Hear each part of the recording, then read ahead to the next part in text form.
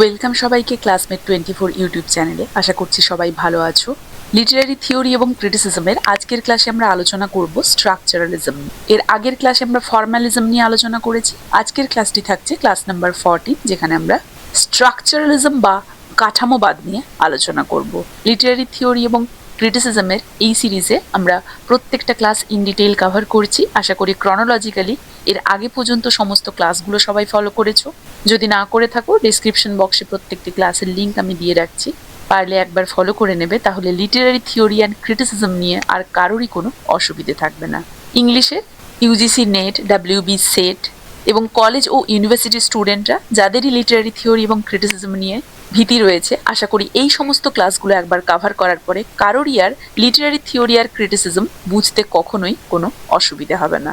তাই যারাই আমার চ্যানেলে নতুন, কাইন্ডলি চ্যানেলটা সাবস্ক্রাইব করে নেবে, চ্যানেলটা ফলো করে বেল আইকনটা অবশ্যই প্রেস করে দেবে, তাহলে কিন্তু পরবর্তী ক্লাসের নোটিফিকেশন আর তোমার মিস হবে না। এবং ভিডিওগুলো ভালো লাগলে একটা লাইক এবং একটা শেয়ারের পাশাপাশি একটা হাইপও করে দিও। এছাড়াও আমাদের এই চ্যানেলে তোমরা PSC assistant teacher, WB SLST, Madrasa service commission, upper primary TET, BPSC 4.0, UGC NET, SET, West Bengal HS, Tripura TGT, PGT, এই সমস্ত কোর্সেসগুলো আমাদের পেইড মেম্বারশিপ গ্রুপে পেয়ে যাচ্ছ, যেখানে মান্থলি খুব স্বল্প মূল্যে তোমরা এই প্রত্যেকটা এক্সামের ফুল কোর্স কিন্তু তোমরা প্রত্যেকটি ক্লাস ইন ডিটেইল ডিসকাশন এবং প্রশ্ন উত্তরের প্র্যাকটিস সেটের সিরিজ সহ পেয়ে যাচ্ছ। তাই যারা ইচ্ছুক, ডেসক্রিপশন বক্সে আমি আমাদের মান্থলি পেইড মেম্বারশিপ কোর্সের লিঙ্ক প্রোভাইড করছি, তোমরা চাইলে জয়েন করতে পারো। এছাড়াও এই ধরনের প্রত্যেকটি competitive exam related full syllabus, notes, one liners এবং প্রশ্ন উত্তরের প্র্যাকটিস সেটও তোমরা আমাদের এই চ্যানেল থেকে পারচেস করতে পারো। আশা করছি তোমাদের আগামী পরীক্ষার কথা মাথায় রেখে বানানো এই সমস্ত গুরুত্বপূর্ণ নোটসগুলি তোমাদের আগামী পরীক্ষার ক্ষেত্রে কিন্তু ভীষণই হেল্পফুল হবে। এছাড়াও ইংলিশ রিলেটেড যাবতীয় কোয়ারিজের জন্য তোমরা সরাসরি আমাদের হোয়াটসঅ্যাপ চ্যানেল এবং টেলিগ্রাম গ্রুপও জয়েন করতে পারো। হোয়াটসঅ্যাপ চ্যানেল এবং টেলিগ্রাম গ্রুপের লিঙ্কও আমি এই ভিডিও ডেসক্রিপশন বক্সে এই সমস্ত কিছুর সাথে উল্লেখ করে দিচ্ছি। তো ফিরে আসছি আজকের আলোচনাতে। দেখো, স্ট্রাকচারালিজম হচ্ছে একটা ইন্টেলেকচুয়াল মুভমেন্ট। এটা একটা বৈজ্ঞানিক এবং দার্শনিক দৃষ্টিভঙ্গি, যেটা বলে যে কোনো একটা বিষয়কে আলাদাভাবে না দেখে তাকে একটা বৃহত্তর স্ট্রাকচার বা সিস্টেমের অংশ হিসেবে দেখা উচিত। মানে সমাজ, ভাষা বা সাহিত্যের কোনো একটা উপাদান একা কোনো অর্থ কিন্তু কখনো বহন করতে পারে না। এদের অর্থ তৈরি হয় সেই সমস্ত এলিমেন্টস বা উপাদানের সাথে তাদের সম্পর্কের মাধ্যমে। কখনো সেটা বাইনারি অপোজিশন হয়, মানে কোনো জিনিসের অর্থ বোঝার জন্য তার ঠিক বিপরীত জিনিসটাকে জানা জরুরি, এটা বলা হয়ে থাকে। যেমন আলোর গুরুত্ব তখনই বুঝবো আমরা যখন অন্ধকার আছে। বোঝা গেছে? তাহলে হোয়াট ইজ স্ট্রাকচারালিজম আমাদেরকে প্রথমে জানতে হবে যে স্ট্রাকচারালিজম হচ্ছে একটা ইন্টেলেকচুয়াল মুভমেন্ট, যেটার দ্বারা বলা হয় কোনো কিছুর অর্থ সেই বস্তু বা শব্দের ভেতরে থাকে না। অর্থ তৈরি হয় একটা স্ট্রাকচার বা ব্যবস্থার মধ্যে। কিভাবে না, সেই ব্যবস্থার মধ্যে থাকা উপাদানগুলোর পারস্পরিক সম্পর্ক থেকে। তাহলে স্ট্রাকচার একটা টোটালি একটা সিস্টেম। কোনো একক কিছু তার ভেতরের কোনো কিছু থেকে তার অর্থ একাকী বের করতে পারে না। অর্থাৎ কোনো জিনিসকে আলাদা করে দেখলে তার অর্থ কিন্তু বোঝা যাবে না, তাকে সম্পূর্ণ স্ট্রাকচার বা সম্পূর্ণ একটা ব্যবস্থা হিসেবে দেখলে তবেই তার প্রকৃত অর্থ পাওয়া যাবে। যেমন ধরো জল, ফর এক্সাম্পল আমি বলছি, ধরো আমরা বলছি জল, কেউ বলছে পানি, আবার কেউ বলছে ওয়াটার। তাহলে স্ট্রাকচারালিস্টরা দেখাচ্ছে এই যে জল, এর অর্থ কিন্তু এই শব্দটার ভেতরে নেই, বরং এই শব্দটা একটা স্ট্রাকচার হিসেবে কাজ করছে এবং সেই স্ট্রাকচারের মধ্যে যে উপাদানগুলো রয়েছে সেগুলো একে অপরের সাথে পারস্পরিক সম্পর্কযুক্ত এবং সমষ্টিগতভাবে এর অর্থটা আমাদের সামনে প্রেজেন্ট করছে। যেমন এই যে ভাষা রয়েছে, আমি কোন সংস্কৃতির মানুষ, সেই সংস্কৃতির লোকেরা এটাকে জল বলে, অন্য সংস্কৃতি বা কালচারের লোকেরা এটাকে অন্য কিছু বলে। তাহলে এই যে ভাষা, এই যে সংস্কৃতি, সব কিছু অন্তরঙ্গভাবে জড়িত এবং পারস্পরিক সম্পর্কে যুক্ত। কিসের জন্য? এই যে জল, তার অর্থটা আমাদের সামনে পরিষ্কার করার জন্য। বোঝা গেছে? স্ট্রাকচারালিজম বলছে যে কোনো কিছু এককভাবে তার অর্থ বের করতে পারে না, তার মধ্যেকার একটা স্ট্রাকচার কাজ করে, যেখানে প্রত্যেকটা উপাদান একে অপরের সাথে সম্পর্কযুক্ত। ভাষা, সংস্কৃতি ইত্যাদি বিভিন্ন উপাদান একে অপরের সাথে সম্পর্কযুক্ত। তারা এই পারস্পরিক সম্পর্কে ছিল বলেই কিন্তু আমরা সেই অর্থটা বুঝতে পারছি। মানে আলাদা করে দেখলে সেটার কোনো অর্থ নেই, যদি স্ট্রাকচার হিসেবে আমরা দেখি তবেই সেটার অর্থ আসবে। বোঝা গেছে? এটাই ছিল স্ট্রাকচারালিজম বা স্ট্রাকচারালিস্টদের বক্তব্য, যেটাকে আমরা স্ট্রাকচারালিজম বলছি। তাহলে প্রথমে জানলাম স্ট্রাকচারালিজম কি, দ্বিতীয়ত আমরা দেখব যে এই যে স্ট্রাকচারালিজম এর উৎপত্তি এবং ঐতিহাসিক যে পটভূমিটা। দেখো, স্ট্রাকচারালিজমের উৎপত্তি হয়েছিল 1950 থেকে 1960 দশকে। কোথায়? ফ্রান্সে। এটা 1950 to 60 দশকের একটা রিভলিউশনারি ইন্টেলেকচুয়াল মুভমেন্ট, যেটা ফ্রান্সে দেখা গিয়েছিল।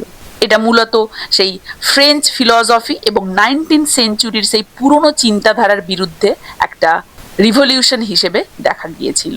কারণ সেই সময় ফ্রান্সে কি ছিল? এক্সিস্টেন্সিয়ালিজম, অস্তিত্ববাদ। এর বিকল্প হিসেবেই এই স্ট্রাকচারালিজম এসেছিল। দ্বিতীয় বিশ্বযুদ্ধের পরে ফ্রান্সে জঁ পল সার্ত্রের সেই এক্সিস্টেন্সিয়ালিজম খুব জনপ্রিয় ছিল, যেটা ব্যক্তিগত স্বাধীনতা এবং আবেগের ওপরে জোর দিত। কিন্তু 1950 দশকে এসে পণ্ডিত ব্যক্তিরা এই যে স্ট্রাকচারালিজম মানে এমন একটা পদ্ধতির খোঁজ করছিল যেটা আরো অবজেক্টিভ এবং আরো বৈজ্ঞানিক মানে সায়েন্টিফিক ওয়েতে হবে।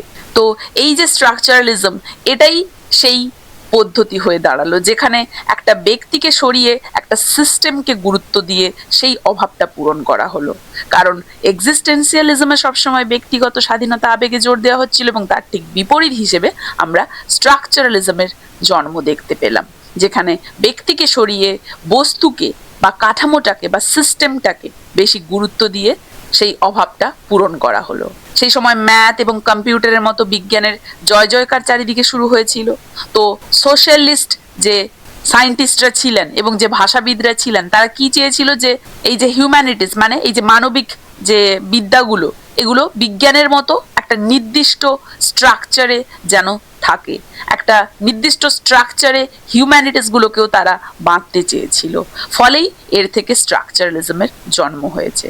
কারণ সেই সময় বিজ্ঞান, গণিত এবং কম্পিউটারের সবকিছুর বেশ একটা স্ট্রাকচার ওয়াইজ বিশ্লেষণ হচ্ছিল, প্রত্যেকটার ধাপে ধাপে বিশ্লেষণ হচ্ছিল, প্রত্যেকটার প্রমাণ ছিল। তো সেই সমস্ত কিছুকে ভাষাবিদরা এবং সোশ্যালিস্টরাও চেয়েছিল যেন হিউম্যানিটিজে প্রয়োগ করতে এবং বিজ্ঞানের মতো নির্দিষ্ট ছকে মানবিক এই বিদ্যাগুলোকে বাঁধতে। তার ফলেই জন্ম নিয়েছিল এই স্ট্রাকচারালিজম। এই স্ট্রাকচারালিজম ফ্রান্সে মূলত 3টে ধাপের মাধ্যমে প্রতিষ্ঠিত হয়। প্রথম ধাপে আমরা ফার্ডিনান্ড ডি সসুর, যাকে স্ট্রাকচারালিজমের জনক বলি, তার প্রভাব দেখতে পাই। জেনেভা বিশ্ববিদ্যালয়ের অধ্যাপক হিসেবে ফার্ডিনান্ড ডি সসুরের সেই লেকচারগুলো আমরা দেখতে পাই এবং পরবর্তীকালে এই লেকচারগুলো যখন বই আকারে প্রকাশিত হয় তখন সেই ফ্রেঞ্চ বুদ্ধিজীবীরা বুঝতে পারলেন যে ভাষাকে একটা সিস্টেম হিসেবে দেখা সম্ভব। এটাই ছিল স্ট্রাকচারালিজমের মেন যে পিলার বা ভিত্তি। দ্বিতীয়ত আমরা লেভি স্ট্রসকে দেখতে পাই। দ্বিতীয় বিশ্বযুদ্ধের সময় ক্লড লেভি স্ট্রস নিউ ইয়র্কে ছিলেন এবং সেই সময় নিউ ইয়র্কে অবস্থানকালে তিনি ভাষাবিদ রোমান জ্যাকবসনের সাথে পরিচিত হন। তিনি সসুরের সেই ভাষাতাত্ত্বিক মডেলকে মানুষের সমাজ এবং পুরাণের উপরে প্রয়োগ করেন। 1949-এ তার এলিমেন্টারি স্ট্রাকচার অফ কিনশিপ বইটি প্রকাশের মাধ্যমে ফ্রান্সে স্ট্রাকচারালিজমের জয়যাত্রা শুরু হয় আমরা দেখতে পাই। এবং তৃতীয় ধাপে আমরা দেখতে পাই 1960 দশকে রোনাল্ড বার্থেস, মিশেল ফুকো, জ্যালেক এই পদ্ধতিকে সাহিত্য, সাইকোলজি এবং সোশিওলজিতে প্রয়োগ করে এগুলোকে বিশ্লেষণের কাজে ব্যবহার করেন। এই সাহিত্য, মনোবিজ্ঞান এবং সমাজ বিশ্লেষণের কাজে এই স্ট্রাকচারালিজমকে ব্যবহার শুরু করেন। কারণ বার্থেসের মাইথোলজিস পাই আমরা 1957-এ, যেটা মানুষের কাছে স্ট্রাকচারালিজমকে একদমই জনপ্রিয় করে তুলেছিল।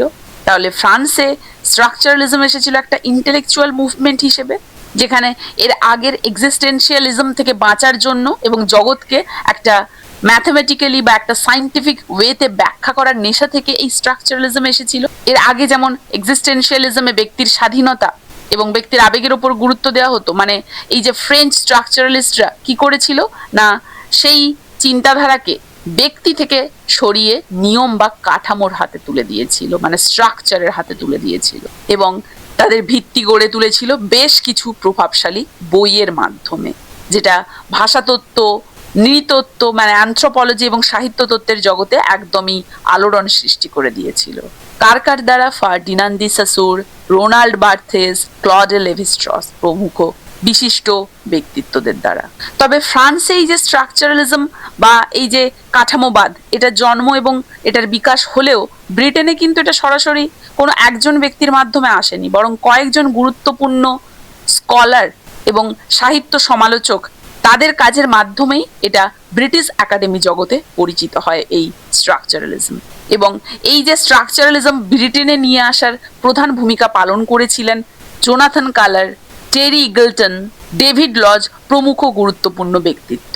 তবে ব্রিটেনে এই যে স্ট্রাকচারালিজম এর আগমন এবং প্রভাব মূলত একটা বড় ধরনের বুদ্ধিভিত্তিক একটা মুভমেন্টের প্রভাব ছিল।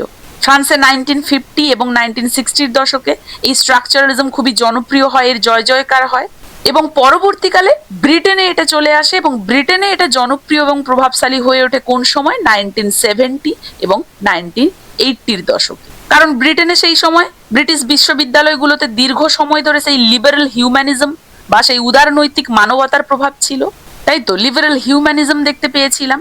তো তারা বিশ্বাস করতো কি না, যে সাহিত্য এবং শিল্পকর্ম হলো একটা ব্যক্তির অনুভূতির বহিঃপ্রকাশ এবং টেক্সটকে আলাদাভাবে নিবিড়ভাবে পড়তে হবে। আমরা সেই ক্লোজ রিডিং পেয়েছিলাম, কিন্তু এই যে স্ট্রাকচারালিজম বিশেষ কিছু ব্যক্তিত্বদের দ্বারা যখন ব্রিটেনে এলো ফ্রান্স থেকে, তখন কি দেখা গেল?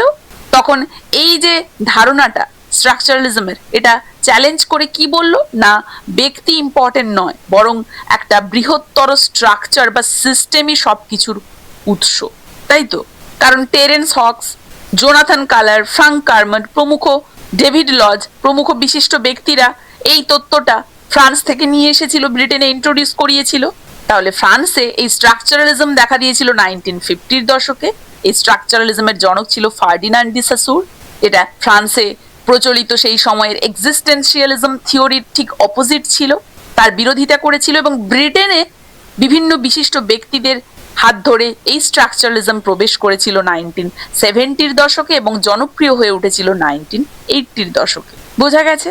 তাহলে যদিও ফ্রান্সের স্ট্রাকচারালিজম ডেভেলপ হয়েছিল 1950 এবং 60-র দশকে, এর যে মূল ভিত্তি, এর মূল ভিত্তি কিন্তু ফার্ডিনান্ড ডি সাসুরের সমস্ত চিন্তাধারার মধ্যে ছিল, যিনি ছিলেন একজন সুইস লিঙ্গুইস্টিক এবং তিনি জেনেভা বিশ্ববিদ্যালয়ে এই স্ট্রাকচারালিজমের ওপরে যে সমস্ত লেকচারগুলো দিয়েছিলেন, পরবর্তীকালে তার এই লেকচারগুলিকে অ্যাসেম্বল করে তার ছাত্ররাই কিন্তু এই যে স্ট্রাকচারালিজমের ম্যানিফেস্টো, সেই বিখ্যাত গ্রন্থ প্রথম প্রকাশ করে, যার ফলে স্ট্রাকচারালিজম স্থাপিত হয় বা তার জয় জয়কার শুরু হয় ফ্রান্সে। বোঝা গেছে? তাহলে স্ট্রাকচারালিজমের উৎপত্তি এবং এর যে ঐতিহাসিক পটভূমিটা আশা করি সবার ক্লিয়ার হয়েছে। এবারে দেখো এই স্ট্রাকচারালিজমের মূল বিশ্বাস কি ছিল। দেখো, স্ট্রাকচারালিজম বিশ্বাস করে যে এই সমগ্র বিশ্বটা গঠিত হয় একটা স্ট্রাকচার দিয়ে। স্ট্রাকচার মানে কি? স্ট্রাকচার মানে হচ্ছে কিছু একক মানে ইউনিটস থাকবে এবং সেই ইউনিটসগুলো একটা নির্দিষ্ট নিয়মে পরপর সাজানো থাকবে। কোনো ইউনিট যখন নির্দিষ্ট নিয়মে পরপর সাজানো থাকবে এবং সেটা একটা স্ট্রাকচারের কাজ করবে, তখনই কিন্তু সেটা থেকে একটা প্রকৃত অর্থ বেরিয়ে আসবে সেগুলোর পারস্পরিক সম্পর্কের ভিত্তিতে। এবং এই পুরো বিশ্বটাই কিন্তু এই স্ট্রাকচারের উপরেই নির্ভরশীল। তাহলে কোনো কিছুর অর্থ আসে স্ট্রাকচারের ভেতরের সম্পর্ক থেকে এবং এই অর্থ স্থায়ী বা কেন্দ্রীয় বিষয় নয়, কারণ meaning is always outside not inside things. কারণ সাসুর কি বলেছিলেন, তার মূল কথা ছিল ভাষা একটা সিস্টেম, কোনো শব্দের নিজস্ব অর্থই নেই, অর্থ তৈরি হয় অন্য শব্দের সাথে তার পার্থক্যের মাধ্যমে। লাল মানে যেটা সবুজ নয়, যেটা হলুদ নয়। তিনি কি দেখিয়েছেন যে শব্দ এবং তার যে ধারণা, শব্দ মানে তিনি এখানে সিগনিফায়ার বলেছেন এবং শব্দের ধারণাকে সিগনিফাইড বলেছিলেন, এর সম্পর্ক সম্পূর্ণ সমাজ নির্ধারিত, সমাজই এটাকে নির্ধারণ করে, মানে আরবিটারি। বোঝা গেছে? এই যে মিনিং অ্যাকর্ডিং টু স্ট্রাকচারালিজম, স্ট্রাকচারালিজমের মানে কি? অর্থ কখনোই স্বাভাবিক নয়, ন্যাচারাল নয়। অর্থ মানে মানুষের মন দ্বারা একটা আরোপিত জিনিস, ভাষার মাধ্যমে নির্মিত হয়, যেটা সামাজিক রীতিতে যেটা রক্ষিত হয়। বস্তু কখনো নিজে অর্থ বহন করে না, মানুষই সেই অর্থ সেই বস্তুর ওপরে আরোপ করে। এটাই স্ট্রাকচারালিজম বলতে চাইছে।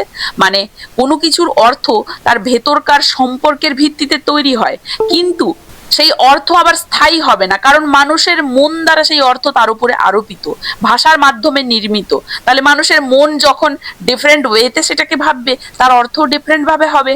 বিভিন্ন ভাষার মানুষ যখন সেটাকে বলবে, তাহলে তারা সেটাকে বিভিন্ন ভাষাতে বলবে, এবং বিভিন্ন সামাজিক রীতির মানুষেরা যখন সেই জিনিসটাকে তুলে ধরবে, তখন সেটা বিভিন্ন সামাজিক রীতি অনুযায়ী বিভিন্ন রকম হবে। তাহলে বস্তুর নিজের কোনো অর্থ থাকে না, মানুষই সেই অর্থ আরোপ করে। এটাই বোঝা গেল। এটাই স্ট্রাকচারালিজম আমাদেরকে বোঝাচ্ছে, বা স্ট্রাকচারালিস্টরা এটাই আমাদেরকে দেখাতে চাইছে। তাহলে স্ট্রাকচারালিজম কিভাবে কাজ করে না, স্ট্রাকচারালিজম সাহিত্য, কবিতা, উপন্যাস, নাটক, চলচ্চিত্র, রাজনীতি, খেলাধুলো, সংস্কৃতি এই সমস্ত কিছুকেই অধ্যয়ন করে, এবং বিশেষভাবে কি লক্ষ্য করে না, নিয়ম, গ্রামার এবং অন্তর্নিহিত যে স্ট্রাকচার বা সিস্টেম সেটাকে। তাহলে এই সমস্ত কিছুকেই স্ট্রাকচারালিজম স্টাডি করে, এবং প্রত্যেকটার ভেতরে ফোকাস করে কিসে, রুলসের ওপরে, গ্রামারের ওপরে, তাদের যে ভেতরকার আভ্যন্তরীণ যে স্ট্রাকচার বা সিস্টেম, এবং সেই শব্দগুলোর অস্তিত্ব যে থাকে ওই যে আভ্যন্তরীণ সিস্টেম বা স্ট্রাকচারের পারস্পরিক উপাদানগুলির পারস্পরিক সম্পর্কে, সেটার ওপরে বিশেষভাবে লক্ষ্য করে। মানে একটা স্বয়ংসম্পূর্ণ এবং সুসংগঠিত কাঠামো হিসেবে টেক্সটকে দেখতে হয়, এটাই স্ট্রাকচারালিজম বলছে। যে টেক্সট মানে হচ্ছে একটা স্বয়ংসম্পূর্ণ সুসংগঠিত কাঠামো বা স্ট্রাকচার। এই যে self contained and well organise structure, text মানেই বোঝা গেছে। মানে স্ট্রাকচারালিস্টদের মতে কোনো শব্দ বা বিষয়ের অর্থ তার ভেতরে লুকিয়ে থাকছে না, বরং একটা সিস্টেম বা স্ট্রাকচারের ভেতর অন্য যে সবকিছু ইউনিট থাকছে, সেই ইউনিটগুলোর সম্পর্কের মাধ্যমেই তার অর্থটা তৈরি হচ্ছে, যেটা কিনা আপেক্ষিক। মানে কোনো জিনিসের অর্থ কি হবে সেটা নির্ভর করছে অন্য জিনিসের সাথে তার সম্পর্কের ওপরে। আমরা স্ট্রাকচারালিজমের জনক ফার্ডিনান্ড ডি সসুরকে দেখব, যাকে ফাউন্ডেশন বলা হয় এই স্ট্রাকচারালিজমের। তিনি কি বলেছিলেন, ল্যাঙ্গুয়েজ অ্যাজ আ সিস্টেম। তিনি ভাষাকেও একটা স্ট্রাকচার বা সিস্টেম বলেছিলেন। তিনি বলেছিলেন language is a system, elements exist in relation to each other. প্রত্যেকটা উপাদান একে অপরের সাথে সম্পর্কযুক্ত হিসেবে উপস্থিত থাকে।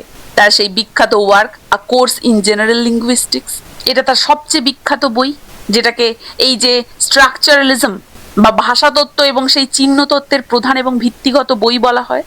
ফার্ডিনান্ড ডি সসুর 1906 থেকে 1911 পর্যন্ত জেনেভা বিশ্ববিদ্যালয়ে যে সমস্ত লেকচারগুলো দিয়েছিলেন, তার দুই ছাত্র চার্লস বেলি, এই যে চার্লস বেলি এবং অ্যালবার্ট সেচেহাই, এই দুই ছাত্র মিলে কিন্তু সেই নোটগুলোকে একত্রিত করে এই বইটি প্রকাশ করেছিল 1916-তে। তাহলে এটা 1916 হবে, 1915 নয়, 1916 সালে প্রকাশিত হয়েছিল। এই বইটিতেই তিনি প্রথম ল্যাং এবং প্যারোলের ধারণা দেন। ল্যাং মানে সেই ভাষার বিমূর্ত সেই স্ট্রাকচার, অ্যাবস্ট্রাক্ট স্ট্রাকচার, এবং প্যারোল মানে হচ্ছে ব্যক্তিগত কথা, এবং সিগনিফায়ার, সিগনিফাইডের কথা তিনি বলেছিলেন। এই সমস্ত মূল ধারণাগুলোর ব্যাখ্যা দিয়েছিলেন তিনি এই বইতে। বোঝা গেছে? তাহলে ফার্ডিনান্ড ডি সসুর বলেছিলেন যে ল্যাঙ্গুয়েজ হচ্ছে একটা স্ট্রাকচার বা একটা ব্যবস্থা। দ্বিতীয়ত কি না, সিনক্রনিক ভার্সেস ডায়াক্রনিক স্টাডি। সসুরের আগে সমস্ত ভাষাবিদরা কেবল ভাষার একটা ইতিহাস নিয়ে কাজ করতেন, কিভাবে সেই শব্দটা সময়ের সাথে সাথে বদলেছে এটা তারা ভাবতেন, কিন্তু সসুর একে ডায়াক্রনিক পদ্ধতি বলে চিহ্নিত করেছিলেন। তিনি কিন্তু নতুন একটা পদ্ধতি আনেন, যার নাম তিনি দেন সিনক্রনিক। তো এই সিনক্রনিক আর ডায়াক্রনিক কি না, তার আগের ভাষাবিদরা যে সময়ের সাথে সাথে ভাষাটা বদলেছে, সেই যে ভাষার ইতিহাস নিয়ে কাজ করেছে, সেটাকে তিনি ডায়াক্রনিক স্টাডি বলেছিলেন। এবং তিনি যে পদ্ধতিটা আনেন, যে পদ্ধতিতে তিনি বলেন যে ভাষার ইতিহাস না খুঁজে বরং একটা নির্দিষ্ট সময়ে ভাষাটা কিভাবে একটা সিস্টেম হিসেবে কাজ করছে সেটা বোঝাটা জরুরি, এটাকে তিনি সিনক্রনিক স্টাডি বলেন। বোঝা গেছে? আগের ভাষাবিদরা যে ভাষার একটা হিস্ট্রি খুঁজতো এবং সেই ইতিহাস মানে ভাষা সময়ের সাথে সাথে কিভাবে বদলেছে সেই নিয়ে স্টাডি করতো, এটাকে তিনি ডায়াক্রনিক স্টাডি বলতেন। আর নিজে যে পদ্ধতিটা আবিষ্কার করেছিলেন যে ভাষার ইতিহাসটা বরং গৌণ, মুখ্য বিষয় হলো একটা নির্দিষ্ট সময়ে সেই ভাষাটা কিভাবে একটা সিস্টেম হিসেবে কাজ করছে সেইটাকে স্টাডি করা বা সেইটাকে বোঝা জরুরি, এটাকে তিনি সিনক্রনিক বলতেন।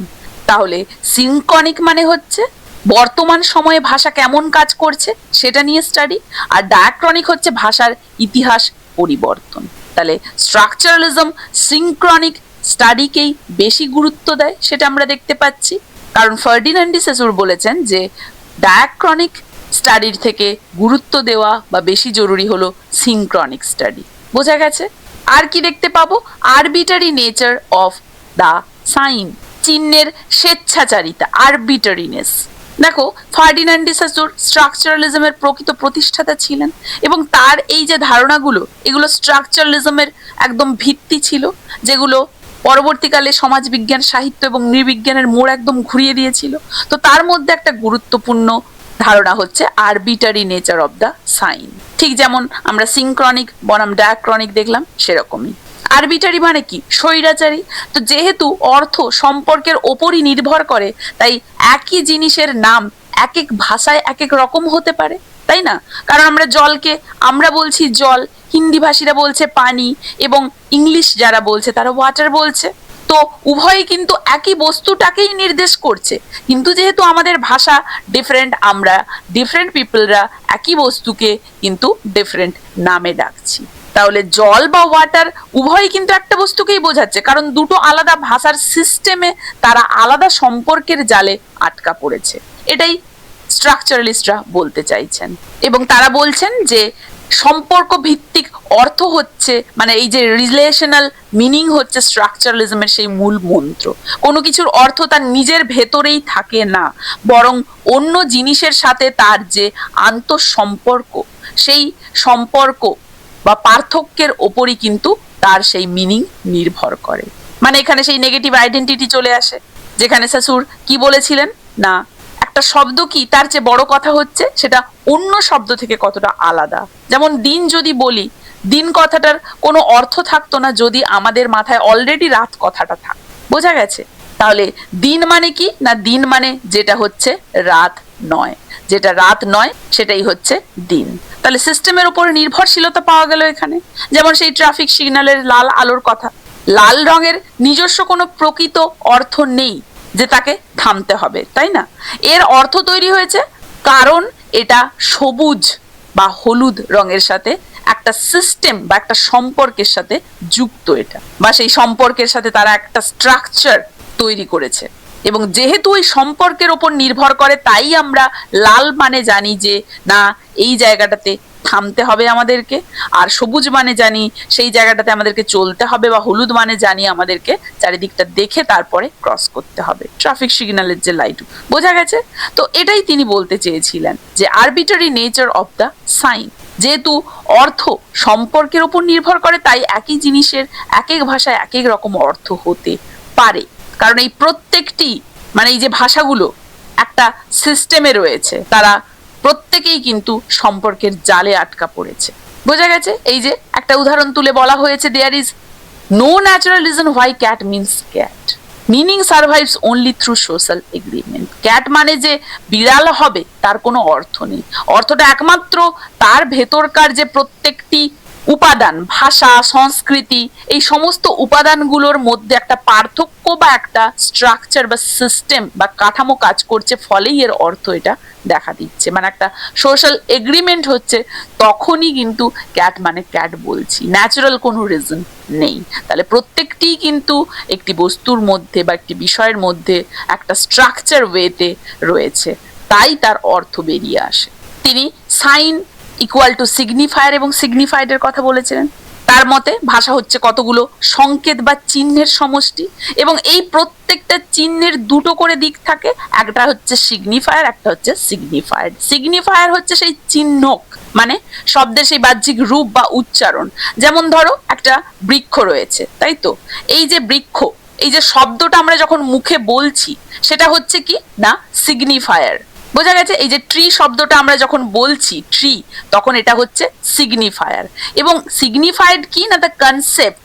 এই যে ট্রি বলার মাধ্যমে আমরা যে এই যে গাছটাকে মিন করছি, এটা হচ্ছে সিগনিফাইড, আর ট্রিটা হচ্ছে সিগনিফায়ার। এবং together they form a sign. এই দুজন মানে সিগনিফায়ার এবং সিগনিফাইড মিলেই কিন্তু একটা চিহ্ন মানে সাইন তৈরি করছে। তিনি বলছেন যে এই সিগনিফায়ার এবং সিগনিফাইডের মধ্যে সম্পর্কটা সম্পূর্ণ আরবিটারি, অর্থাৎ কেন একটা গাছকে গাছই বলা হবে তার কোনো কিন্তু যুক্তি নেই। এটা সমাজ ঠিক করে দিয়েছে বলেই আমরা জানি, তাই না? আমরা গাছ বলছি কারণ আমরা বাংলাভাষী। কোনো ইংরেজি শব্দের বা ইংরেজি ভাষার মানুষ কিন্তু এটাকে গাছ বলছে না, তারা ট্রি বলছে। তাহলে দেখো, এক্ষেত্রে একই সিগনিফাইড থিং কিন্তু ট্রি হয়ে যাচ্ছে, আবার আমাদের ক্ষেত্রে গাছ হয়ে যাচ্ছে। তাই বলা হচ্ছে যে এই যে সম্পর্ক, সিগনিফায়ার এবং সিগনিফাইড এর মধ্যে সম্পর্ক সম্পূর্ণ ইচ্ছাধীন, চেঞ্জ হতে পারে। ঠিক আছে, গাছকে গাছ বলা হবে এটার কোনো যুক্তি নেই, সমাজ ঠিক করে দেবে। আমাদের সমাজে গাছ বলছি, কেউ সেটাকে ট্রি বলছে, কেউ সেটাকে বৃক্ষ বলছে। বোঝা গেছে আশা করি? তাহলে the relationship is purely arbitrary, সম্পূর্ণ ইচ্ছাধীন। নেক্সট কি? Relational meaning. রিলেশনাল মিনিং মানে সম্পর্ক ভিত্তিক অর্থ। মানে এই যে সম্পর্ক ভিত্তিক অর্থ, এটা হচ্ছে স্ট্রাকচারালিজমের একদমই বিখ্যাত ধারণা, সাসুরের বিখ্যাত সেই মন্ত্র, যে কোনো কিছুর অর্থ তার নিজের ভেতরে থাকে না, বরং অন্য জিনিসের সাথে তার পার্থক্য বা সম্পর্কের উপরে তার অর্থটা নির্ভর করে। In a language there are only differences without fixed terms. তাহলে words have meaning only in relation to other words. No word can be defined in isolation. কোনো শব্দই একাকী তাকে ব্যাখ্যা করা যাবে না, সেই শব্দের সাথে যদি না অন্য কোনো শব্দের রিলেশন বা সম্পর্ক থাকে। ওই যে বলেছিলাম যে দিন শব্দটার অর্থ থাকতো না যদি রাত কথাটা না আমাদের মাথায় থাকতো। তাহলে রাত মানে আমরা কি জানছি? যে যেটা দিন নয়, বা দিন মানে আমরা কি জানছি? যে যেটা রাত নয়। বোঝা গেছে? তাহলে সবকিছু একটা সিস্টেমের বা একটা সম্পর্কের উপর নির্ভরশীল। এটাই হচ্ছে ফার্ডিনান্ড ডি সাসুরের সেই বিখ্যাত আইডিয়া, রিলেশনাল মিনিং। একটা শব্দ অন্য শব্দের সাথে সবসময় জড়িত থাকবে এবং তার দ্বারাই কিন্তু তার অর্থ প্রকাশ পাবে। একাকী কোনো শব্দের অর্থ প্রকাশ হতে পারে না বা শব্দের অর্থ বোঝা যেতে পারে না। Meaning is always relational, not absolute. কে বলেছিলেন? ফার্ডিনান্ড ডি সাসুরের সেই বিখ্যাত ধারণা। এছাড়াও আমরা ল্যাং এবং প্যারোলের ধারণা পাবো। সাসুর ভাষাকে দুটি ভাগে ভাগ করেছেন, একটা হচ্ছে ল্যাং, একটা হচ্ছে প্যারোল। তাহলে ল্যাঙ্গুয়েজের একটা হচ্ছে ল্যাং এবং একটা হচ্ছে প্যারোল। এবারে কি এই ল্যাং এবং প্যারোল? ল্যাং হচ্ছে একটা ভাষার সেই অ্যাবস্ট্রাক্ট বা সেই গ্রামাটিক্যাল সেই সমস্ত স্ট্রাকচার যেটা সমাজের সবাই মেনে চলে। এটা ব্যক্তিগত কারণ নয়, বরং এটা সমষ্টিগত। আর প্যারোল কি? প্যারোল হচ্ছে একজন ব্যক্তির বাস্তব জীবনে কথা বলার ধরনটাকেই বলা হচ্ছে প্যারোল। মানে সাসুর মনে করতেন ব্যক্তিগত কথাবার্তার থেকে কিন্তু সবসময় জরুরি এই যে গভীর একটা স্ট্রাকচার সেটাকে বিশ্লেষণ করা। মানে ল্যাংটা কিন্তু বেশি জরুরি প্যারোলের থেকে। প্যারোল হচ্ছে একটা ব্যক্তি সেই ভাষাটাকে যেভাবে অ্যাপ্লাই করছে বা মুখে কথা বলছে সেটাই হচ্ছে প্যারোল। আর ল্যাং হচ্ছে ভাষার সেই সমস্ত অ্যাবস্ট্রাক্ট নিয়ম বা ব্যাকরণগত সেই সমস্ত কাঠামো যেটা সবাই মেনে চলে, সেটা হচ্ছে ল্যাং। এবং যেটা ব্যক্তিগত, ব্যক্তি যেভাবে সেটাকে ইউজ করবে সেটাই হচ্ছে প্যারোল। এবং সাসুরে জোর দিয়েছেন এই ল্যাঙ্গের ওপরে রাদার দেন প্যারোল। বোঝা গেছে? Structuralism studies langue, not parole. তাহলে parole equal to individual speech, langue equal to the system, the rules of language shared by all, যেটা সমষ্টিগত, যেটা কারো ব্যক্তিগত নয়। তাহলে স্ট্রাকচারালিজমে আমরা কি দেখলাম? যে স্ট্রাকচারালিজম মূলত একটা মেথোডোলজি হিসেবে কাজ করছে, যেটা একটা বৃহত্তর সিস্টেম বা নেটওয়ার্কের অংশ হিসেবে একটা টেক্সটকে বিশ্লেষণ করছে। কারণ কোনো টেক্সট এককভাবে বিশ্লেষিত হতে পারে না, তাই না? কোনো বিষয়কে এককভাবে না দেখে একটা বৃহত্তর সিস্টেম বা নেটওয়ার্কের অংশ হিসেবে দেখাটাই হচ্ছে স্ট্রাকচারালিজম। এটা মূলত একটা মেথোডোলজি এবং এটা বিভিন্ন ভাবে কাজ করে আমরা দেখতে পেলাম। প্রথমে আমাদেরকে কি করতে হবে না, যে কোনো বিষয়কে ছোট ছোট এলিমেন্টস বা উপাদানে ভাগ করতে হবে। এই উপাদানগুলোর নিজস্ব কোনো ক্ষমতা নেই যতক্ষণ না তারা একটা নিয়মের মধ্যে পড়ছে। তারপরে আমাদেরকে সেই প্যাটার্ন খুঁজতে হবে, অ্যানালাইজিং রিলেশনশিপ। উপাদানগুলোকে পাওয়ার পরে তারা একে অপরের সাথে কিভাবে যুক্ত সেই প্যাটার্নটা খুব জরুরি। এই প্যাটার্নের ক্ষেত্রে আবার ডিফারেন্স মানে একটা উপাদান অন্য উপাদানের থেকে কিভাবে আলাদা সেটা দেখতে হবে। আবার কি কোনো ধারণার বিপরীতে কোন ধারণাটা কাজ করছে সেটাও জরুরি, সেটাও দেখতে হবে। তারপরে দেখতে হবে ডিপ স্ট্রাকচার। তাহলে ব্যক্তিকে সরিয়ে সিস্টেমকে প্রাধান্য দেওয়া হচ্ছে এখানে, তাই না? ব্যক্তির ইচ্ছা আবেগ এগুলোকে গুরুত্ব দেওয়া হচ্ছে না, বরং সেই টেক্সটার উপরে বা সেই যান্ত্রিক পদ্ধতিটার উপরে গুরুত্ব আরোপ করা হচ্ছে। যেখানে আমরা ফার্ডিনান্ড ডি সাসুরের সেই বিখ্যাত ধারণা সমূহ পেলাম, signifier, signified, langue parole, synchronic versus diachronic, structural relationship, relational meaning, arbitrariness etcetera. তাহলে সার কথা কি না, একটা ইটের যেমন দেওয়াল ছাড়া কোনো পরিচয় নেই, তেমনি একটা শব্দেরও কিন্তু ভাষার একটা পূর্ণ সেই সিস্টেম ছাড়া কোনো অর্থ নেই। সত্তাটা বা সিস্টেমটা ছাড়া কোনো অর্থ কিন্তু নেই, সেটাই আমরা দেখতে পেলাম। এখানে আমি ফার্ডিনান্ড ডি সসুরের বিখ্যাত সমস্ত বইগুলো এবং সেগুলোর সালগুলো পাশাপাশি উল্লেখ করেছি, যেমন আ কোর্স ইন জেনারেল লিঙ্গুইস্টিক্স, যেটা তার সব থেকে বিখ্যাত বই এবং যেটা এই স্ট্রাকচারালিজমের ম্যানিফেস্টো বলা হয়, যেটা 1916 প্রকাশিত হয়েছিল। বেসিক্যালি 16 এটা প্রকাশিত হয়েছিল, যেটাতে তিনি বিখ্যাত তার সমস্ত গুরুত্বপূর্ণ ধারণাগুলো দিয়েছিলেন। বোঝা গেছে? নেক্সট দেখো, স্ট্রাকচারালিজম ইন লিটারারি স্টাডিজ, সাহিত্য সমালোচনায় স্ট্রাকচারালিজম। তাহলে স্ট্রাকচারালিস্ট ক্রিটিকরা মূলত প্রোজ ন্যারেটিভ বিশ্লেষণ করেন, টেক্সটকে তারা যুক্ত করেন, জনরার নিয়ম তারা জানতে বলেন, ইন্টারটেক্সচুয়াল যে সম্পর্ক সেটার উপরে গুরুত্ব আরোপ করেন, সার্বজনীন একটা সিস্টেমের উপরে গুরুত্ব আরোপ করেন। মানে একজন স্ট্রাকচারালিস্ট ক্রিটিক যখন কোনো সাহিত্য বা শিল্পকর্মকে বিশ্লেষণ করেন, তখন তিনি লেখকের ব্যক্তিগত জীবন বা আবেগকে পাত্তাই দেন না। তার মূল কাজ তখন কি থাকে না, সেই লেখার ভেতরের অদৃশ্য নকশা বা সেই সিস্টেমটাকে খুঁজে বের করা। তারা তখন লেখকের গুরুত্ব কমিয়ে দেয়, ডিসেন্টারিং দ্য অথার। মানে আগেকার সেই ক্রিটিকরা কি মনে করতো যে লেখক কি বোঝাতে চেয়েছেন, কিন্তু স্ট্রাকচারালিস্টরা কি মনে করছে না, লেখক আসলে কি বোঝাতে চেয়েছেন সেটা কোনো ম্যাটারই করে না। লেখক আসলে কোনো অর্থের স্রষ্টাই নন, তিনি কেবল একটা ভাষার একটা আগে থেকে তৈরি করা সিস্টেম বা ব্যাকরণ ব্যবহার করেছেন মাত্র।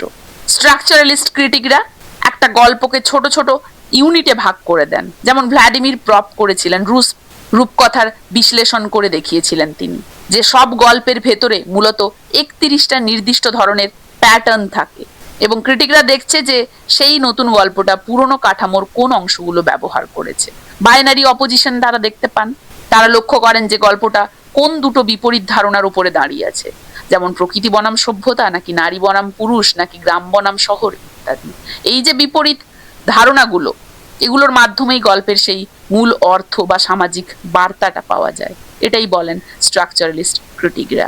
তারা বিশ্বাস করেন কোনো লেখাই একদম নতুন হতে পারে না, প্রত্যেকটি টেক্সটই আসলে অন্য অনেক টেক্সট বা অনেক গল্পের সিস্টেমের ওপরেই কিন্তু দাঁড়িয়ে থাকে। তারা দেখেন যে একটা কবিতা বা উপন্যাসের সাথে অন্য কোনো উপন্যাসের কোনো স্ট্রাকচারাল রিলেশন রয়েছে কিনা, মানে কোনো মিল আছে কিনা। স্ট্রাকচারালিস্ট ক্রিটিকরা লেখক কোন ধরনের কোড বা সাংস্কৃতিক সংকেত ব্যবহার করেছেন সেদিকে লক্ষ্য করেন, যেমন গোয়েন্দা গল্পে একটা লাল রুমাল বা একটা বিশেষ চাউনি কিভাবে নির্দিষ্ট অর্থ তৈরি করতে পারে তা তারা ভাষার সিস্টেম দিয়ে কিন্তু ব্যাখ্যা করতে চান। তাই সহজ ভাষায় বলতে গেলে একজন স্ট্রাকচারালিস্ট ক্রিটিকের কাছে একটা বই হচ্ছে কি না একটা জটিল ঘড়ির মতো।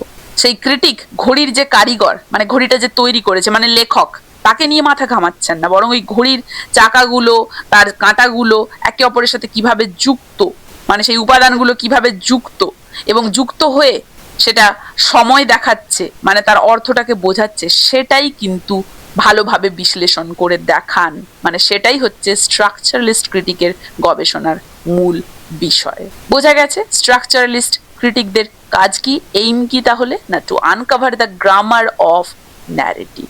কে রচনা করেছে, কিভাবে করেছে, তার আবেগ কি, এসবের উপরে গুরুত্ব নেই। গুরুত্ব রয়েছে সেই রচনাটার মধ্যে কি কি ইউজ করেছে, সেটার মধ্যেকার যে গ্রামার ন্যারেটিভ, সেটাকেই বিশ্লেষণ করা হচ্ছে স্ট্রাকচারালিস্ট ক্রিটিকদের মূল কাজ বা প্রধান কাজ। বোঝা গেছে? তাহলে ফার্ডিনান্ড ডি সসুর সম্পর্কে জানলাম, তার বিখ্যাত বই সম্পর্কে জানলাম এবং স্ট্রাকচারালিস্ট ক্রিটিকদের মেইন কাজ কি সেটা সম্পর্কে জানলাম। মানে স্ট্রাকচারালিস্ট ক্রিটিকরা বিশ্বাস করেন যে সব ধরনের প্রোজ ন্যারেটিভের পেছনে একটা হিডেন গ্রামার থাকে। তারা কি মনে করেন যে আমরা যেমন কতগুলো নিয়ম মেনে বাক্য তৈরি করি, তেমনি কতগুলো নির্দিষ্ট নিয়ম মেনেই একটা গল্প বা উপন্যাস তৈরি হয়। তো এই নিয়মগুলোকেই তারা সেই গোপন ব্যাকরণ বলে চিহ্নিত করেন। এই যে ন্যারেটিভ গ্রামার, এতে সেই রুশ স্কলার ভ্লাদিমির প্রপের সেই বিখ্যাত অবদান দেখতে পাই আমরা। তার সেই বিখ্যাত মরফোলজি অব দ্য ফোকটেল বইতে তিনি দেখিয়েছিলেন যে শত শত রুশ রূপকথার কাহিনী আলাদা হলেও তাদের মধ্যে সেই যে ভেতরকার স্ট্রাকচার সেটা কিন্তু এক, কারণ তিনি 31টা নির্দিষ্ট কাজের সেই ফাংশন খুঁজে পেয়েছিলেন, যা সব গল্পের ক্ষেত্রে কিন্তু কম বেশি একইভাবে ঘটেছিল। দেখো, ক্লড লেভি স্ট্রস একজন নৃবিজ্ঞানী ছিলেন এবং তিনি স্ট্রাকচারালিজমকে ভাষা থেকে বের করে মানুষের সমাজ এবং পুরাণের জগতে নিয়ে এসেছিলেন। মানে স্ট্রাকচারালিজমটাকে তিনি প্রয়োগ করেছিলেন মানুষের সমাজ এবং পুরাণের জগতে, এবং ফার্ডিনান্ড ডি সসুর সেটাকে কিন্তু ভাষার দিকে প্রয়োগ করেছিলেন। তাহলে ফার্ডিনান্ড ডি সসুর আমরা দেখেছিলাম ল্যাঙ্গুয়েজের ক্ষেত্রে প্রয়োগ করেছিলেন স্ট্রাকচারালিজমকে, ক্লডে লেভি স্ট্রস সেটাকে কিন্তু ল্যাঙ্গুয়েজ থেকে বের করে এনে মানুষের সমাজ এবং পুরাণের জগতে সেটাকে নিয়ে আসেন স্ট্রাকচারালিজম, কারণ এটা একটা ইউনিভার্সাল, তাই না? সমস্ত কিছুর মধ্যে স্ট্রাকচার থাকে তারা বলেছেন। তো এই যে বিশ্বাস, মানে ক্লড লেভি স্ট্রস তার যে বিশ্বাস যে ভাষা যেমন কতগুলো ব্যাকরণ নিয়ে তৈরি, পৃথিবীর সব পুরাণ এবং মিথও তেমনই একটা সুনির্দিষ্ট একটা মানসিক স্ট্রাকচার মেনে চলে বা সেগুলো নিয়ে তৈরি, এই বিশ্বাসটার উপরে তিনি ভিত্তি করে তার সমস্ত বিশ্লেষণগুলো করেছিলেন। তাই বলা হয়েছে যে মিথ পুরাণের জগতে তিনি প্রয়োগ করেছিলেন এটাকে। তাহলে মিথ হচ্ছে ভাষার মতো একটা সিস্টেম, তিনি বলেছিলেন। লেভি স্ট্রস বলেন যে মিথ বা পুরাণের সেই কাহিনী যখন আমরা পড়ব, তখন তার আলাদা আলাদা অংশ দেখে কোনো মানে আমরা খুঁজে পাবো না। অর্থ তখনই আমরা খুঁজে পাবো যখন আমরা পুরো কাহিনীটাকে একটা সিস্টেম হিসেবে দেখব। এক্ষেত্রে তিনি মাইথিম এই কথাটির উল্লেখ করেছেন। এটা হচ্ছে ভাষার সেই ক্ষুদ্রতম একটা মরফিনের অনুকরণে তৈরি মিথের ক্ষুদ্রতম এককের নাম। মানে ভাষার ক্ষুদ্রতম একক কি? মরফিম। তো মিথের ক্ষুদ্রতম একক হচ্ছে মাইথ। এই মিথে অনেকগুলো ঘটনা থাকে, যেমন নায়ক জন্ম নিল, দানবকে মারলো, বনবাসে চলে গেল, ইত্যাদি ইত্যাদি। তো এই যে প্রতিটি ছোট ছোট ঘটনা ঘটলো, এগুলো প্রত্যেকটি এক একটি মাইথিম। বোঝা গেছে মাইথিম কি? এবং লেভি স্ট্রস দেখেন যে পৃথিবীর বিভিন্ন দেশের মিথে এই যে মাইথিমগুলো একই থাকছে, শুধু সাজানোর ধরনটা একটু আলাদা হয়ে যাচ্ছে। লেভি স্ট্রসের মতে মানুষের বুদ্ধি বা মানুষের ব্রেন জগৎকে একটা বিপরীত মেরুর মাধ্যমে বুঝতে চায়। যেমন হচ্ছে ধরো জীবন বনাম মৃত্যু, কাঁচা বনাম রান্না করা খাবার ইত্যাদি। তো পুরাণের কাজ হলো এই গভীর দ্বন্দ্বগুলোর একটা সমাধান বা মীমাংসা করে দেওয়া। যেমন জীবন এবং মৃত্যুর দ্বন্দ্ব মেটানোর জন্য পুরাণে প্রায়ই অমরত্ব বা পুনর্জন্মের কাহিনী আনা হয়, তাই না? লেভি স্ট্রস সেই গ্রিক পুরাণের বিখ্যাত ওডিপাস কাহিনী বিশ্লেষণ করে দেখিয়েছিলেন যে এই গল্পে বিভিন্ন ঘটনা মূলত মানুষের বংশগতি, পারিবারিক সম্পর্কের সেই টানাপোড়েনের একটা বিশেষ প্যাটার্ন তুলে ধরছে। তিনি এটাও প্রমাণ করেন যে এক একটি গল্পের কাহিনী এক এক রকম হতে পারে ঠিকই, কিন্তু একদম ডিপ স্ট্রাকচারটা সবার জন্যই এক। তার মতে তোমরা যদি পৃথিবীর সব পুরাণকে একটা টেবিলের উপরে সাজিয়ে দাও, তবে তোমরা দেখতে পাবে যে তাদের নাম বা প্রেক্ষাপট আলাদা হলেও তাদের সেই সমস্ত যে স্ট্রাকচারাল রিলেশনশিপ, মানে কাঠামোগত সেই যে সম্পর্ক, সেগুলো সবার ক্ষেত্রে কিন্তু এক। এর মাধ্যমে তিনি প্রমাণ করতে চেয়েছেন যে সব মানুষের মস্তিষ্ক আসলে একইভাবেই কাজ করে। তিনি এর জন্য রিপিটেড প্যাটার্নস, বাইনারি অপোজিশনস, কন্ট্রাস্ট ইত্যাদির উপরে গুরুত্ব আরোপ করেছেন। বাইনারি অপোজিশন এই যে জীবন বনাম মৃত্যু, কাঁচা বনাম রান্না করা খাওয়ার, বোঝা গেছে? এখানে আমি ক্লড লেভি স্ট্রসের প্রত্যেকটি গুরুত্বপূর্ণ কাজ, মানে প্রত্যেকটি বিখ্যাত বই স্ট্রাকচারালিজমের ওপরে সবগুলিকে একটা টেবিল আকারে সাজিয়েছি, যেখানে প্রত্যেকটি ওয়ার্ক এবং তার সালগুলো পাশাপাশি দেওয়া রয়েছে। তার মেজর ওয়ার্কের মধ্যে থাকছে দ্য এলিমেন্টারি স্ট্রাকচার অফ কিনসিফ। এটা হচ্ছে তার বিখ্যাত বই। এই বইতে তিনি আত্মীয়তার সম্পর্ক, কিনসিফ সিস্টেম, আত্মীয়তার সম্পর্ককে সেই স্ট্রাকচারালিজমদের দৃষ্টিতে বিশ্লেষণ করেছিলেন, যেখানে তিনি দেখিয়েছেন যে এটা মূলত একটা বিনিময় সিস্টেম, এক্সচেঞ্জ সিস্টেম, এটা যেটা 1949 এসেছিল। এছাড়াও আমরা স্ট্রাকচারাল অ্যানথ্রোপোলজি পাই তার 1958-এ। এটা তার বিভিন্ন এসের একটা সংকলন এবং এটা স্ট্রাকচারালিজম তত্ত্বের একটা মূল বই বা মূল একটা পাঠ যাকে আমরা বলতে পারি। এই বইয়ে তিনি তার পদ্ধতি এবং তত্ত্বের একটা পরিষ্কার রূপরেখা দিয়েছেন। এছাড়াও আমরা তার দ্য স্যাভেজ মাইন্ড পাই 1962-তে, লা পেন্সেস ওভেগা, এটা তার সেই রুশ নেম। এই বইতে তিনি প্রমাণ করেন যে তথাকথিত আদিম মানুষের চিন্তা ভাবনা সভ্য মানুষের মতোই জটিল এবং যৌক্তিক ছিল। এছাড়াও আমরা তার মাইথোলজিস পাই। এই মাইথোলজিস 4টি খণ্ডে বিভক্ত একটা বিশাল কাজ তার, যেখানে তিনি উত্তর ও দক্ষিণ আমেরিকার আদিবাসীদের হাজার হাজার পুরাণ বিশ্লেষণ করেছেন। এই 4টি খণ্ড কি কি ছিল মাইথোলজিসের? প্রথমে 1964-এর খণ্ডটার নাম কি ছিল? দ্য র অ্যান্ড দ্য কুকড। এই সিরিজের প্রথম খণ্ড, যেখানে তিনি সেই কাঁচা খাবার, রান্না করা খাবার, এই যে দুটো এই দুটো ধারণার মাধ্যমে প্রকৃতি এবং সংস্কৃতির মধ্যকার একটা রূপান্তর বিশ্লেষণ করেছিলেন। দ্বিতীয়ত যেটা এসেছিল 1966-এ, সেটা কি না ফ্রম হানি টু অ্যাসেস, এই সিরিজের দ্বিতীয় খণ্ড। তৃতীয়ত এসেছিল 1968-এ, এই সিরিজের তৃতীয় খণ্ড। কি নাম? The origin of table manners, যেখানে খাদ্যাভাস এবং সাংস্কৃতিক শ্রেণীবিন্যাস নিয়ে আলোচনা করেছিলেন। আর চতুর্থত এসেছিল 1971-এ, দ্য নেকেড ম্যান, যেখানে এটা ছিল এই সিরিজের শেষ খণ্ড। তাহলে এই বইগুলো তার কেবলই নৃতত্ব নয়, বরং সাহিত্য, দর্শন এবং সমাজবিজ্ঞানের জগতেও গভীর প্রভাব ফেলেছিল। এছাড়াও আমরা তার টটেমিজম দেখতে পাই। এই বইটাতে তিনি টটেমবাদকে প্রকৃতির উপাদান দিয়ে সমাজকে শ্রেণীবিন্যাস করার একটা মেন্টাল স্ট্রাকচার হিসেবে দেখিয়েছেন, যেটা এসেছিল 1962-তে। এছাড়াও আমরা ট্রিস্ট্রেস টপিকস দেখতে পাই 1955-এ, অ্যানথ্রোপোলজি স্ট্রাকচারাল ডেয়াক্স 1973-তে, ইত্যাদি বিভিন্ন গুরুত্বপূর্ণ ওয়ার্ক দেখতে পাই তার, যেগুলো স্ট্রাকচারালিজমের ক্ষেত্রে খুবই প্রভাব ফেলেছিল। তাহলে আমরা জানলাম যে ক্লডে লেভি স্ট্রস স্ট্রাকচারালিজমকে ভাষাতত্ত্ব ছাড়াও সমাজ এবং পুরাণের ওপরে বিশ্লেষণ করতে কাজে লাগিয়েছিলেন। মানে পুরাণের ওপরে এবং সমাজবিদ্যার ওপরে তিনি সেটাকে প্রয়োগ করতে চেয়েছিলেন। বোঝা গেছে? এরপরে আমরা পাবো রোনাল্ড বার্থেস। রোনাল্ড বার্থেস ছিলেন স্ট্রাকচারালিজমের একজন অন্যতম প্রধান স্তম্ভ, যিনি এই স্ট্রাকচারালিজমকে কেবল ভাষা বা সাহিত্যের মাধ্যমে সীমাবদ্ধ না রেখে বরং সংস্কৃতি এবং জনজীবনেও ছড়িয়ে দিয়েছিলেন। তার স্ট্রাকচারালিজম থিঙ্কিং এর মূল দিকগুলো কি কি ছিল? প্রথমতই সেমিওলজি পাবো আমরা। সেমিওলজি কি না, বার্থেস ফার্ডিনান্ড ডি সাসুরের সেই ভাষাতাত্ত্বিক মডেলকে, মানে সিগনিফাইড এই যে ভাষাতাত্ত্বিক মডেলকে সমাজের সবকিছুর ওপরেই প্রয়োগ করেছিলেন। তার মতে পোশাক, বিজ্ঞাপন, খাবার, এই সবই এক একটি ভাষা বা চিহ্নের ব্যবস্থা। যেমন একটা দামি গাড়ি কেবলই যাতায়াতের মাধ্যম নয়, বরং একটা আভিজাত্য বা স্ট্যাটাসের প্রতীক, ঠিক তেমনই। এছাড়াও আমরা তার মাইথোলজিস দেখতে পাই 1957, এটা তার সব থেকে বিখ্যাত বই, যেখানে তিনি কি দেখিয়েছিলেন না কিভাবে সমাজ কোনো একটি সাধারণ জিনিসকে মিথ বা চিরন্তন সত্য বানিয়ে ফেলে। যেমন তিনি সেই ফ্রেঞ্চ ওয়াইন বা সেই রেসলিং খেলার উন্মাদনা বিশ্লেষণ করে দেখিয়েছিলেন যে এগুলোর পেছনে কিছু সামাজিক এবং রাজনৈতিক কোড কাজ করে, যা মানুষের চিন্তাকে নিয়ন্ত্রণ করে। এছাড়া তার সেই বিখ্যাত বই এস-জেড 1970-তে আমরা দেখতে পাবো, এই বইতে বার্থেস বালজাকের একটা ছোট গল্প বিশ্লেষণ করতে গিয়ে 5টা কোড আবিষ্কার করেছিলেন, 5 কোডস। তিনি দেখান যে একটা টেক্সট কিভাবে বিভিন্ন কোডের মাধ্যমে অর্থ তৈরি করে। এর মাধ্যমে তিনি প্রমাণ করেন যে একটা গল্প আসলে অনেকগুলো ভয়েস বা অনেকগুলো স্ট্রাকচারের বুনন প্রকৃতপক্ষে। মানে ওই স্ট্রাকচারের পারস্পরিক সম্পর্কের ফলেই কিন্তু একটা গল্প তৈরি হয়। এই যে তিনি একটি টেক্সটকে মূলত 561 লেক্সিয়াসে বিভক্ত করেন, মানে ইউনিট অফ মিনিং, এবং বিশ্লেষণ করার জন্য তিনি 5টা সংকেত পদ্ধতির কথা বলেন, 5 কোডস এর কথা বলেন। কি কি এই 5 কোডস? প্রথমতই আসছে প্রোয়ারেটিক কোড বা the voice of action. Proairetic code কি না, এই কোড হচ্ছে কাজের কোড। এটা কি দেখাচ্ছে না, একটা ঘটনা ঘটলে তার পরে কি ঘটবে রিডার্সরা সেটা যদি আন্দাজ করতে পারে, সেটাই হচ্ছে এই প্রোয়ারেটিক কোড। যেমন যদি দেখা যায় নায়ক বন্দুক বের করেছে, তাহলে এর পরের কাজ কি হবে? সে গুলি করবে। তাহলে এটা গল্পের সেই গতিশীলতাটাকে তৈরি করছে, অ্যাকশন অ্যান্ড ইভেন্টস দেখাচ্ছে। দ্বিতীয়ত কি হারমেনেউটিক কোড বা দ্য ভয়েস অফ এনিগমা, যেটাকে বলছে।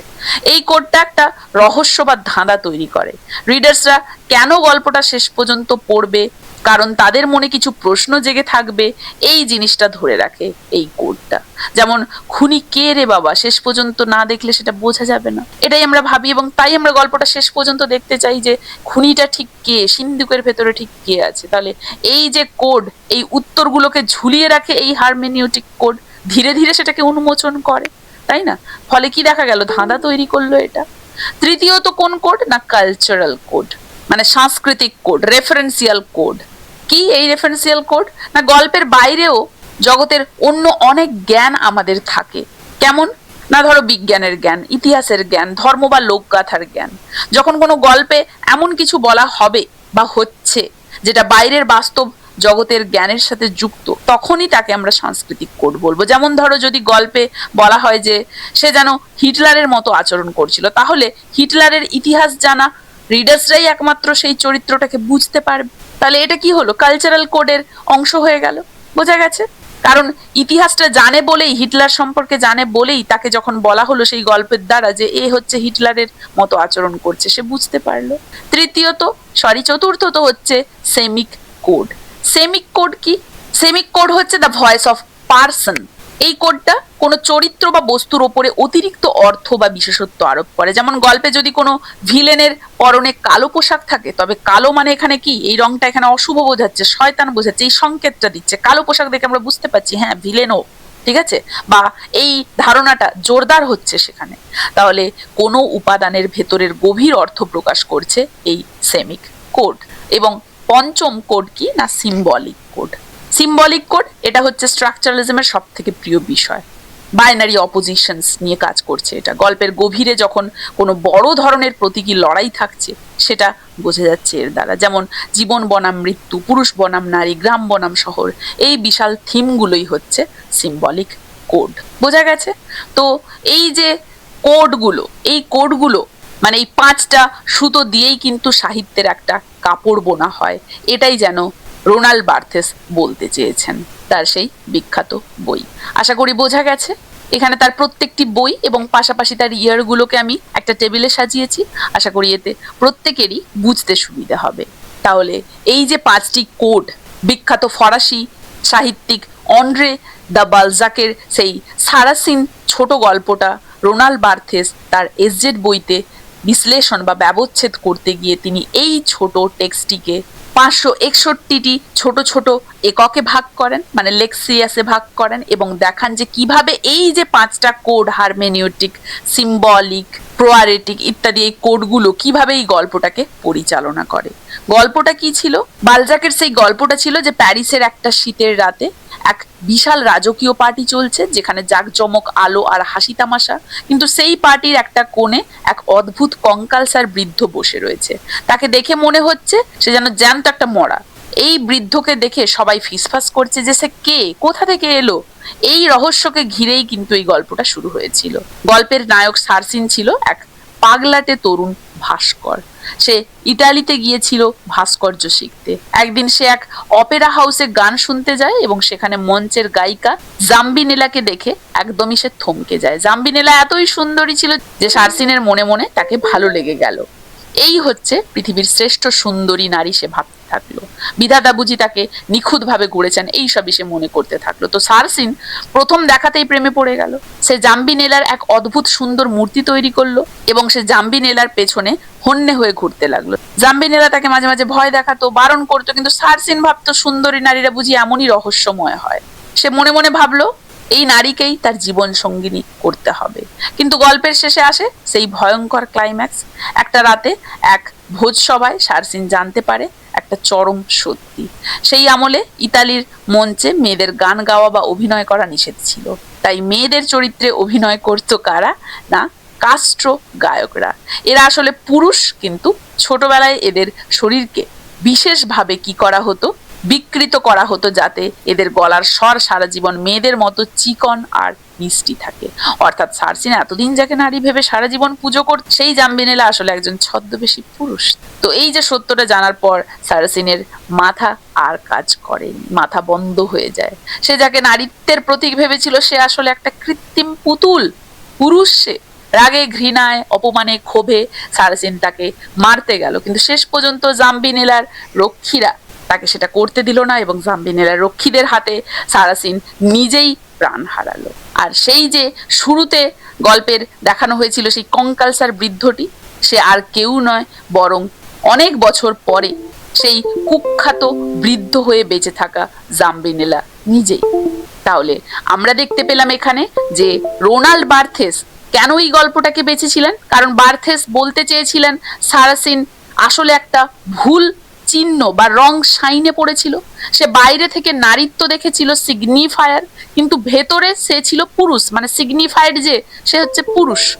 তাহলে এই যে মানুষের চেনা নিয়ম বা এই যে স্ট্রাকচার এখানে ভেঙে গেল, এটা বোঝাতেই বার্থেস এই গল্পটাকে বিশ্লেষণ করেছিলেন। এবং সেই বিশ্লেষণের ক্ষেত্রে তিনি তার স্ট্রাকচারালিজমের ছক দিয়ে এই বইতে এই ছোট্ট গল্পটাকে 561টি লেক্সিয়াসে ভাগ করে কিভাবে 5টা কোড, মানে এই যে hermeneutic code, symbolic code, semantic code, proairetic code এবং রেফারেন্সিয়াল কোড, এই 5টি কোড কিভাবে গল্পটাকে পরিচালনা করে সেটা তিনি দেখিয়েছিলেন। আশা করি বোঝা গেছে। এখানে আমি রোনাল্ড বার্থেসের প্রত্যেকটি ওয়ার্ক এবং তার সালগুলো পাশাপাশি উল্লেখ করেছি। আশা করছি সবারই এতে খুবই হেল্প হবে তার প্রত্যেকটি ওয়ার্ক সালগুলোর সাথে মনে রাখতে।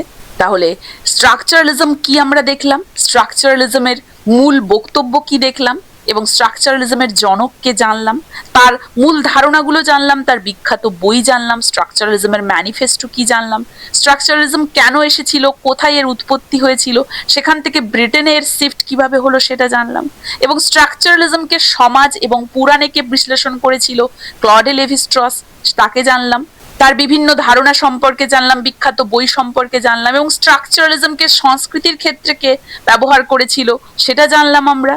তাহলে আশা করছি স্ট্রাকচারালিজম তোমাদের সবাইকে ভালোভাবে বোঝাতে পেরেছি। এখানে স্ট্রাকচারালিজম রিলেটেড গুরুত্বপূর্ণ সমস্ত ব্যক্তিত্বদের গুরুত্বপূর্ণ সমস্ত বইগুলোকেও আমি একটা টেবিল আকারে সাজিয়েছি। আশা করছি এটা তোমাদের সবার পক্ষেই খুবই গুরুত্বপূর্ণ হবে। তোমরা চাইলে এগুলোর স্ক্রিনশট নিয়ে নিতে পারো, বা চাইলে খাতায় লিখে নিতে পারো, বা তোমরা চাইলে ফুল সিলেবাস নোটসের জন্য সরাসরি আমাদের এই হোয়াটসঅ্যাপ নাম্বারেও কন্ট্যাক্ট করতে পারো। তো দেখো, ব্রিটেনে এই যে স্ট্রাকচারালিজম এর আগমন মূলত একটা বড় ধরনের ইন্টেলেকচুয়াল মুভমেন্টের ফলাফল, তাই না? এবং এই ব্রিটেনে এর আগমন হয়েছিল বিভিন্ন বিশিষ্ট ব্যক্তিত্বদের হাত ধরে, যেমন Terence Hawkes, Jonathan Culler, Frank Kermode, David Lodge প্রমুখ বিশিষ্ট ব্যক্তিত্বদের দ্বারা। কারণ ব্রিটেনে এই স্ট্রাকচারালিজম আসাটা খুব একটা সহজ ছিল না। 1981 সালে কেমব্রিজ বিশ্ববিদ্যালয়ে কলিন ম্যাককাবের পদোন্নতি নিয়ে একটা বিশাল বিতর্ক তৈরি হয়েছিল। ম্যাককাব স্ট্রাকচারালিজম বা এই যে স্ট্রাকচারালিস্ট দৃষ্টিভঙ্গি অনুসরণ করতেন, যেটা তখনকার সময়ের সেই কনভেনশনাল ব্রিটিশ যে স্কলাররা তারা মানতে পারেননি। এই ঘটনার ফলে ব্রিটেনে এই স্ট্রাকচারালিজম ব্যাপকভাবে একটা আলোচনার কেন্দ্রবিন্দুতে পরিণত হয়, এবং একই সাথে এটা বিতর্কিত এবং কুখ্যাত হিসেবেও পরিচিত হয়। এবং আমরা দেখতে পাই যে সাহিত্যে আসার অনেক আগে নৃতত্ত্ববিদ এডমন্ড লিচ এবং রডনি নিডহ্যাম ক্লড লেভি স্ট্রসের এই যে তত্ত্বকে ব্রিটেনে ইন্ট্রোডিউস করান, এবং তারা দেখান যে ব্রিটিশ সমাজকেও কিন্তু এই ফ্রেঞ্চ স্ট্রাকচারালিজম মডেল ব্যবহার করে একদমই গাণিতিকভাবে বিশ্লেষণ করা সম্ভব। তো ব্রিটেনে সেই সময় যে কনভেনশনাল ক্রিটিকরা এরা মূলত একক শিল্পকর্ম নিয়ে মেতে থাকতো, কিন্তু স্ট্রাকচারালিজম সেখানে কিসের ওপরে জোর দিল? সিস্টেমের ওপরে, স্ট্রাকচারের ওপরে। তো এই যে পরিবর্তন, এই পরিবর্তনের ফলে ব্রিটেনে আধুনিক কালচারাল স্টাডিজ বা সাংস্কৃতিক গবেষণার নতুন পথ খুলে গেল। ব্রিটেনে তখন সেই রক্ষণশীল লিবারেল হিউম্যানিজম এবং আধুনিক সেই ফ্রেঞ্চ স্ট্রাকচারালিজমের মধ্যে চরম লড়াই শুরু হলো। ডেভিড লজ এই দুইয়ের মাঝে একটা সেতু বন্ধন হিসেবে তখন কাজ করলেন। তিনি প্রথাগত ব্রিটিশ স্টাইল এবং ফ্রেঞ্চ থিওরির মধ্যে একটা ভারসাম্য আনার চেষ্টা করলেন। তার প্রধান বই ওয়ার্কিং উইথ স্ট্রাকচারালিজমের মাধ্যমে, যেটা 1981 ছিল। 81 বা 80 মূলত এই সময়কালই হবে। আমি যদি বিশেষ ভুল না করে থাকি তাহলে 1981 হবে সম্ভবত এটা। তো যাই হোক, তার এই যে বিখ্যাত বইটিতে তিনি স্ট্রাকচারালিজমকে খুব সহজ এবং সুন্দর ভাষায় ব্যাখ্যা করেন। তিনি দেখান যে কিভাবে স্ট্রাকচারালিজম ব্যবহার করে সাধারণ কবিতা বা উপন্যাসকেও বিশ্লেষণ করা যায়। এছাড়াও তার লেখা মোডস অফ মডার্ন রাইটিং, যেটা 1977 ছিল, এই বইটাও কিন্তু এই ক্ষেত্রে অত্যন্ত গুরুত্বপূর্ণ হয়ে উঠেছিল, যেখানে তিনি সেই রোমান জ্যাকবসনের মেটাফর এবং মেটোনিমি এই তত্ত্ব প্রয়োগ করে আধুনিক সাহিত্যের ব্যাকরণ ব্যাখ্যা করেন। লজকে বলি যে একজন স্কলার ছিলেন তা নয়, তিনি একজন নামকরা নভেলিস্টও ছিলেন। তার বিখ্যাত ক্যাম্পাস ট্রাইলজি আমরা দেখতে পাই, যেখানে এই উপন্যাসের মাধ্যমে তিনি তৎকালীন ব্রিটিশ এবং আমেরিকান বিশ্ববিদ্যালয়ের সেই ইন্টেলেকচুয়াল সেই সংঘাত এবং থিওরি নিয়ে হাস্যরসাত্মক আলোচনা করেছেন। এর ফলে সাধারণ রিডার্সরাও স্ট্রাকচারালিজমের সেই জটিল বিষয়গুলো সম্পর্কে ধারণা পেয়েছে। তো লজ জোর দিয়েছিলেন যে স্ট্রাকচারালিজম কেবল একটা ফিলসফি নয়, এটা সাহিত্যের ভাষা এবং গঠন বিশ্লেষণের একটা অত্যন্ত কার্যকর টেকনিক বা পদ্ধতি। তার বিশ্লেষণে তিনি ফ্রেঞ্চ স্ট্রাকচারালিস্টদের সেই ডিপ স্ট্রাকচারের আইডিয়াকে ব্রিটিশ সাহিত্য চর্চার সাথে খাপ খাইয়ে নিতে সাহায্য করেন। তাহলে ব্রিটেনে যখন স্ট্রাকচারালিজমকে একটা বিদেশি আপদ হিসেবে দেখা হচ্ছিল, তখন এই ডেভিড লজই কিন্তু তার সেই সাবলীল লেখনীর মাধ্যমে প্রমাণ করেছিলেন যে এটা আসলে সাহিত্য বোঝার একটা নতুন এবং শক্তিশালী আয়না, যেই আয়নাটার সাথে তিনি ব্রিটেনের সেই সাহিত্যকে পরিচয় করিয়ে দিয়েছিলেন। বোঝা গেছে? তাহলে স্ট্রাকচারালিজম সম্পর্কে এক লাইনে বললে কি বলবো? অরিজিনেটেড ইন ফ্রান্স, ফ্রান্সে উৎপত্তি ঘটেছিল, ব্রিটেনে এন্টার করেছিল 1970-র দশকে, পপুলার হয়েছিল 1980-র দশকে। আর ব্রিটেনে এটাকে জনপ্রিয় করে তোলার পেছনে মূল ফিগার বা মূল ব্যক্তিত্ব কে ছিলেন? David Lodge. তার বিখ্যাত ওয়ার্ক ছিল ওয়ার্কিং উইথ স্ট্রাকচারালিজম 1981। বোঝা গেছে? তো এই ছিল স্ট্রাকচারালিজম, স্ট্রাকচারালিজমের উৎপত্তি, স্ট্রাকচারালিজম কেন এসেছিল, এর ঐতিহাসিক পটভূমি, বিখ্যাত ব্যক্তিত্ব, তাদের সমস্ত বিখ্যাত কাজ, ব্রিটেনে এটা কিভাবে গিয়েছিল এবং ব্রিটেনের সাহিত্যতে এটা কি প্রভাব ফেলেছিল। আশা করছি স্ট্রাকচারালিজমের এই ক্লাসটি প্রথম থেকে শেষ পর্যন্ত সবাইকে ভালোভাবে বোঝাতে পেরেছি, কারো কোথাও অসুবিধে নেই। কার কেমন লাগলো জানাবে, ভালো লাগলে অবশ্যই একটা লাইক ও শেয়ার করে দেবে। এই ক্লাসটা তাহলে এখানেই শেষ করছি, দেখা হচ্ছে লিটারারি থিওরি এবং ক্রিটিসিজমের পরের ক্লাসটি নিয়ে।